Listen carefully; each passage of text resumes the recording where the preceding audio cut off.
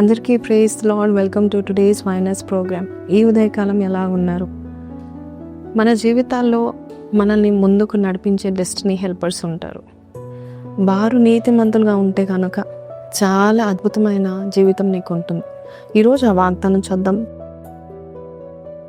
సామెతలు 12:26 నీతిమంతుడు తన పొరుగువానికి దారి చూపును.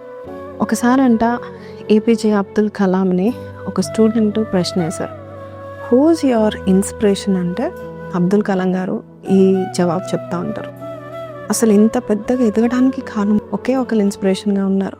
మరి ఎవరంటే, నేను చిన్నతనంలో 10 ఏళ్ల కుర్రాడుగా ఉన్నప్పుడు మా స్కూల్ టీచర్, నేను రామేశ్వరంపురం ఐలాండ్లో నేను చదువుతున్నప్పుడు ఇతడు బ్లాక్ బోర్డు మీద పక్షులు ఎలా ఎగురుతాయి అనేది కాన్సెప్ట్ని బోధ చేస్తూ ఉన్నాడు. అందరినీ ఒక్కొక్క ప్రశ్న వేసినప్పుడు అదే రోజు నాకు అర్థమైంది, నేను ఎత్తుకు ఎగరాలని అర్థమైంది. I have to fly high అని అనుకున్నాను అని చెప్తాడు. ఆ తర్వాత పైలట్ ట్రైనింగ్ కొరకు స్కాలర్షిప్స్ పొందుకునేంతగా హార్డ్ వర్క్ చేశాడు. అసలు ఈయన ఫ్యామిలీ చూస్తే కడు పేద కుటుంబము.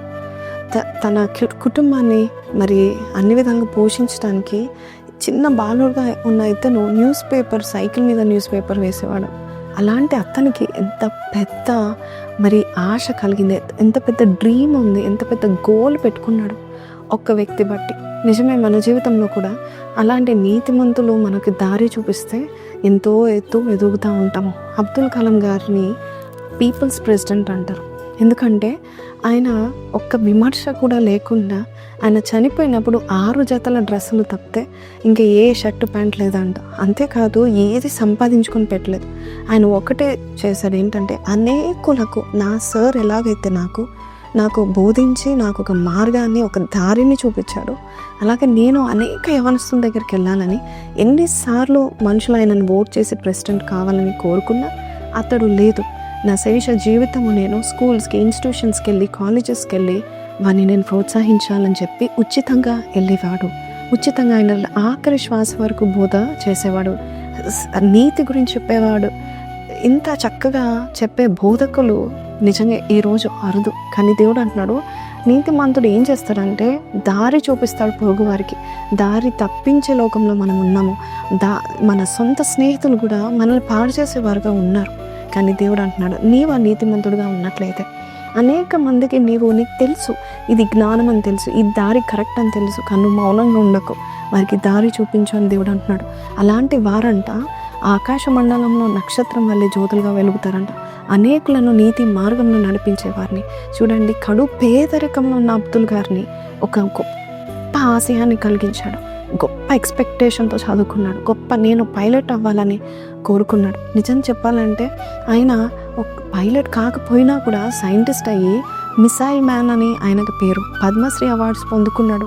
ఇంతగా హెచ్చింపబడ్డానికి ఎవరయ్యా నీకు కారణం అంటే ఆ ఒక్కడు అని చెప్తాడు. మా స్కూల్ టీచర్ నాకు పక్షులు ఎగరడం నేర్పించినప్పుడు నేను అలాగే ఎగురుతానని చూపించాడు. కాబట్టి ఈరోజు ఈ మాటలు వింటున్న మనం అనేకులకు మరి మార్గదర్శులుగా మనం ఉందామా? వచ్చే జనరేషన్స్కి ఈ చాలామందికి తెలిసినట్టుగా ఉంటారు కానీ ఏమీ తెలియదు. అలాంటి వారికి మనము దేవుని బిడ్డలుగా ఉన్న మనము, నీతి వాక్యాలు తెలిసిన మనము, నీతి రాజ్యం గురించి తెలిసిన మనము, అలాంటి వారికి మనము సాక్షులుగా ఉందామా? చిన్న ప్రార్థన చేస్తాను, కళ్ళు మూసుకుందాం. పరిశుద్ధుడా, మహోన్నతుడవు తండ్రి, నీవు గొప్ప దేవుడవు నాయన, నువ్వు శ్రేష్ఠుడవు నాయన ప్రభ. ఈరోజు నాయన ప్రభ ఎవరైతే నాయన, అవును ప్రభ, నా పిల్లలకి నేను నీతి మార్గం బోధిస్తాను, నాకు తెలియకుండా నేను ఎంతోమంది ఆపుతున్నాను నాయన ప్రభ, కానీ నేను బోధిస్తాను, నా భార్యకి నేను సరైన మార్గం ఏంటో నేను చెప్తాను, నా బంధువులకు నేను చెప్తాను అని ఎవరైతే నిశ్చయించుకున్నారో వారినైనా అనేకుల దగ్గరికి నువ్వు తీసుకెళ్ళి వారిని హెచ్చించండి, వారిని బాగు చేయండి నాయన. తద్వారా వారు అనేకులను బాగు చేసే విధానంగా వారు ఉంటారు. అలాంటి జ్ఞానాన్ని మా అందరికీ నీ దయచేయండి. ఈ లోకంలో వచ్చే తరం వారికి మేము నాయన ప్రభ నీతి మార్గం ఏంటో, ఆ దారి ఏంటో చెప్పే వారిగా మమ్మల్ని తీర్చిదిద్దామని యేసు పరిశుద్ధ నామములో అడిగి వేడుకొంచున్నాం తండ్రి, ఆమేన్. సో ప్రైజ్ లార్డ్ అండి. విన్నాం కదండి, try to be an encourager. చాలామంది డిస్కరేజర్స్ ఉన్నారు, చాలామంది ట్రోలింగ్ చేసేవారు ఉన్నారు, కాంట్రవర్షియల్గా మాట్లాడే వాళ్ళు ఉన్నారు, నెగిటివ్గా మాట్లాడేవారు ఉన్నారు.